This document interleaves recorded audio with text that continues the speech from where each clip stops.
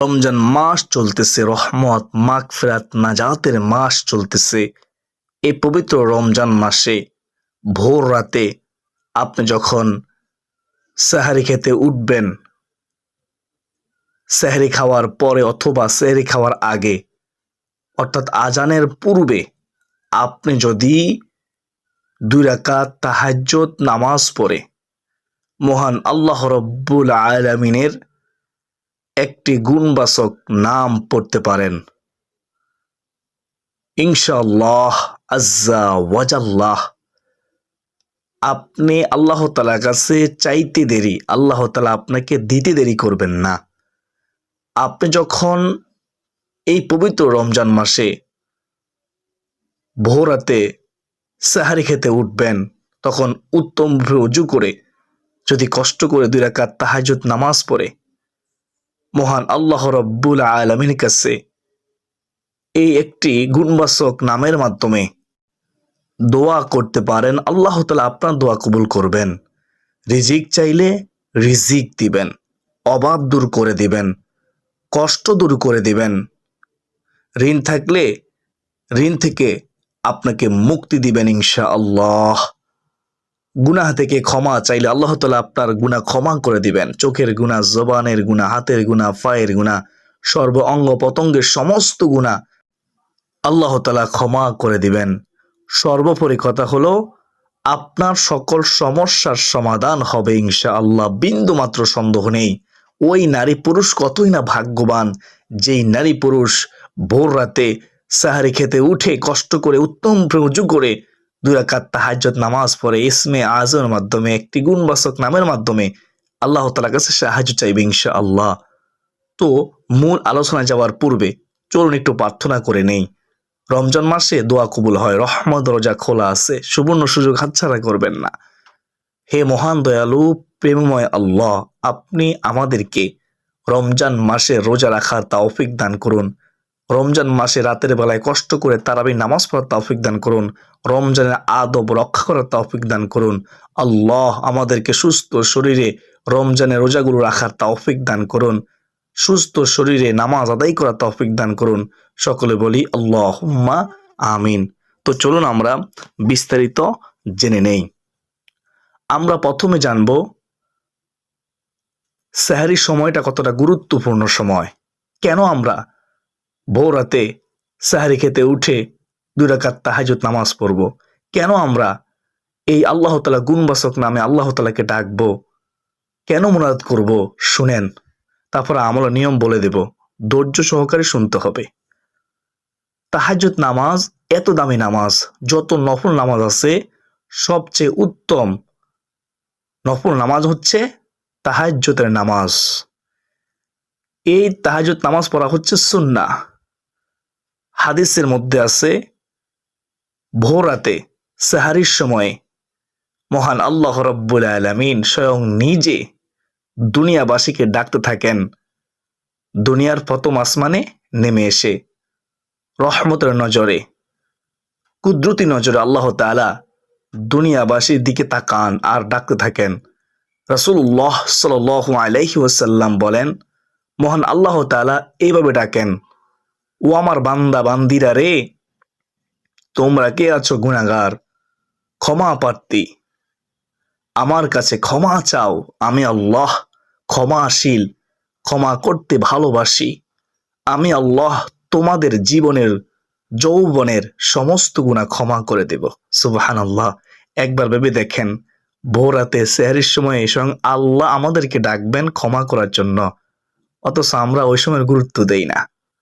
ভোর রাতে সেহরির সময় আল্লাহ তাআলা প্রথম আসমানে নেমে এসে ডাকতে থাকেন দুনিয়াবাসীকে, কে আছো বিপদগ্রস্ত, ও আমার বান্দা বান্দিরা রে, আমার কাছে সাহায্য চাও। আমি আল্লাহ তোমাদের বিপদ আফত বালা মুসিবত দূর করে দেব।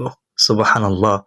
কেউ কে আছো ঋণগ্রস্ত, আমার কাছে সাহায্য চাও, আমি তোমাদের ঋণ পরিশোধ করার তৌফিক দিব। রিজিক প্রার্থী থাকলে আমার কাছে সাহায্য চাও, আমি তোমাদের রিজিক দান করব। সুবহানাল্লাহ।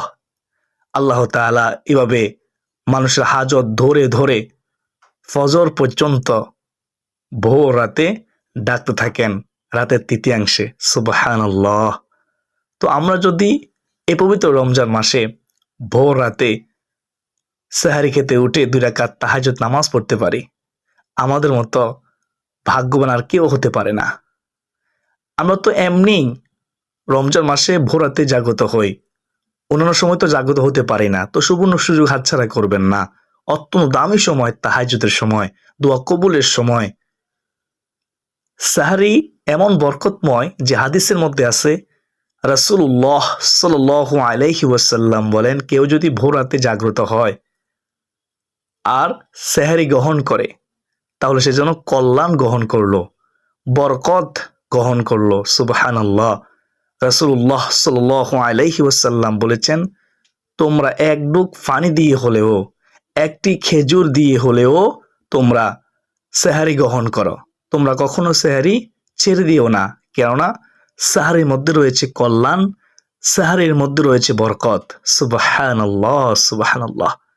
সেহারির সময় অসংখ্য বান্দাকে আল্লাহ তাআলা ক্ষমা করেন, বিপদ আপদ দূর করেন, অভাব অনটন দূর করেন। সুবহানাল্লাহ। তো আপনারা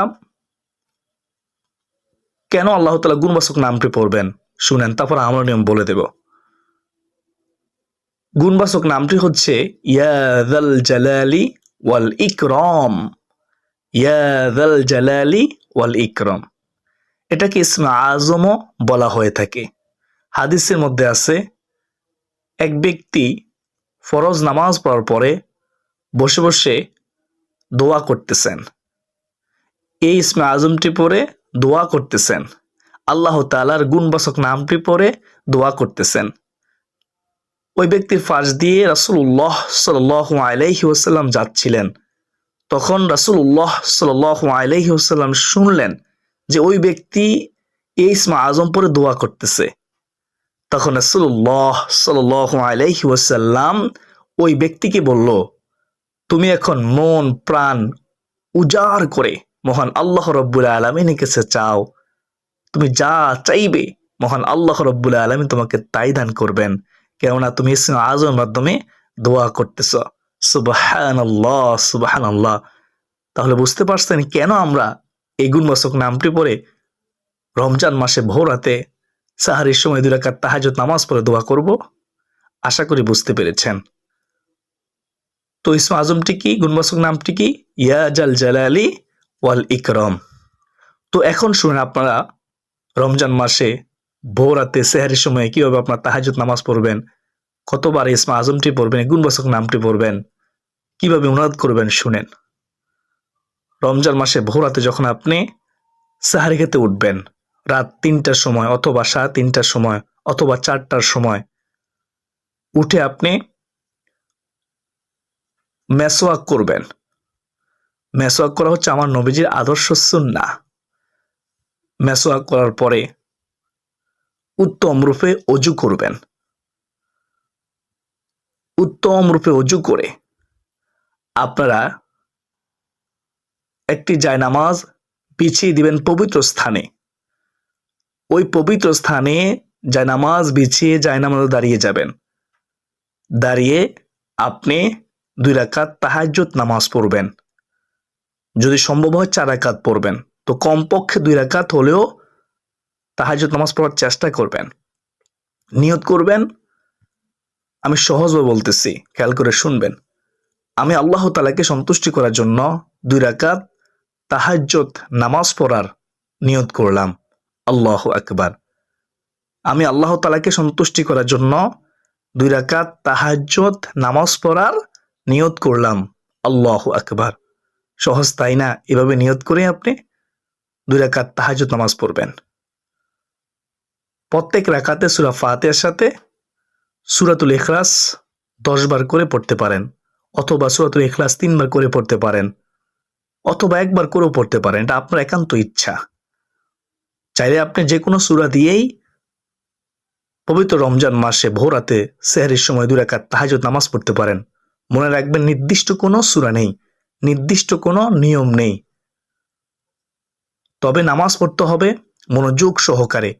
নামাজ পড়তে হবে ধীরস্থির সাথে, তাড়াহুড়ো করা যাবে না। অনেকে তাড়াহুড়ো করেন, 2 সেজদার মাঝখানে সোজা হয়ে বসেন না, অথচ 2 সেজদার মাঝখানে সোজা হয়ে বসা হচ্ছে ওয়াজিব। ইচ্ছাকৃত ওয়াজিব তরক করলে নামাজ বাতিল হয়ে যায়, আবার পুনরায় নামাজ পড়তে হয়, এটা মনে রাখবেন। আবার রুকু থেকে অনেকে সোজা হয়ে দাঁড়ায় না, এটা হচ্ছে ওয়াজিব।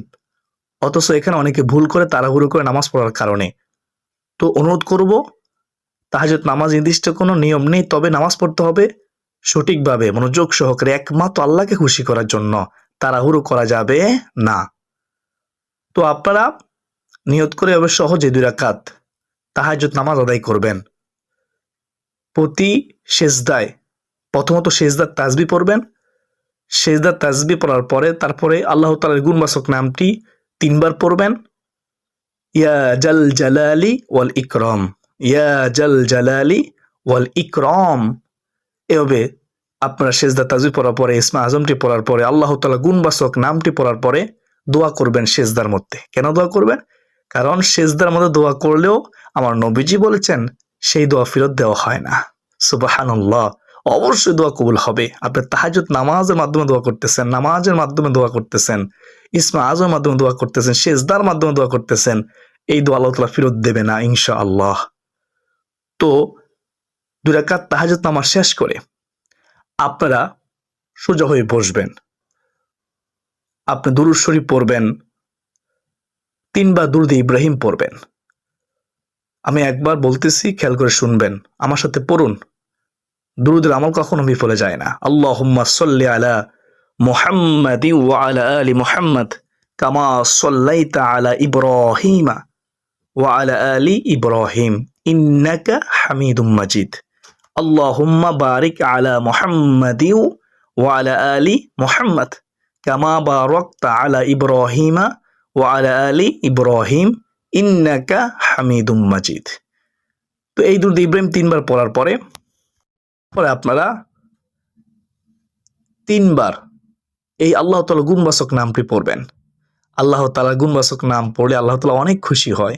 কারণ আল্লাহ তাআলা নিজেই তো বলেছেন, ও আমার বান্দা বান্দিরা রে, আমার 99টি আসমাউল হুসনা, সুন্দর সুন্দর গুণবাচক নাম সমূহ রয়েছে, তোমরা আমাকে সেই নাম ধরে ধরেই ডাকো।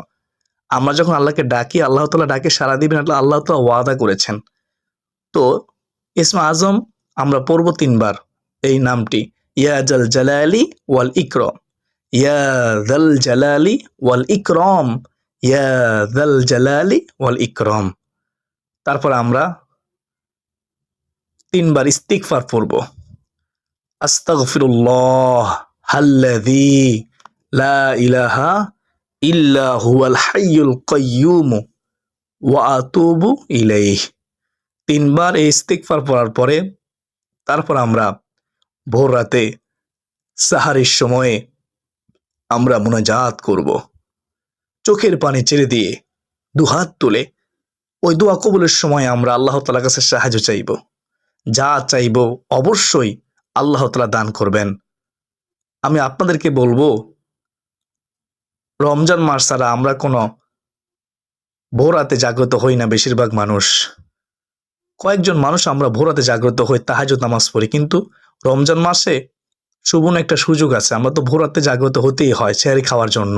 তো আমরা কষ্ট করে উত্তম রূপে ওযু করে 2 রাকাত তাহাজ্জুদ নামাজের মাধ্যমে, সিজদার মাধ্যমে, ইসমে আজমের মাধ্যমে আমরা দোয়া করব ইনশাআল্লাহ।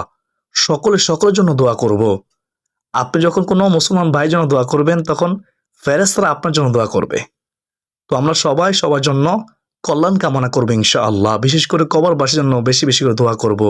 যারা বিদেশে আছে তাদের জন্য দোয়া করব, যারা অসুস্থ আছে তাদের জন্য দোয়া করব, যারা ঋণগ্রস্ত তাদের জন্য দোয়া করব ইনশাআল্লাহ। আল্লাহ তাআলা আমাকে, আপনাকে, আমাদের সবাইকে এই পবিত্র রমজান মাসে ভোর রাতে যখন আমরা সাহরি খেতে উঠব, ওই সময় উত্তম রূপে ওযু করে 2 রাকাত তাহাজ্জুদ নামাজ পড়ে সিজদার মাধ্যমে এই গুণবাচক আল্লাহ তাআলার নামের মাধ্যমে, ইসমে আজমের মাধ্যমে দোয়া করার তৌফিক দান করুন। সকলে বলি আল্লাহুম্মা আমিন।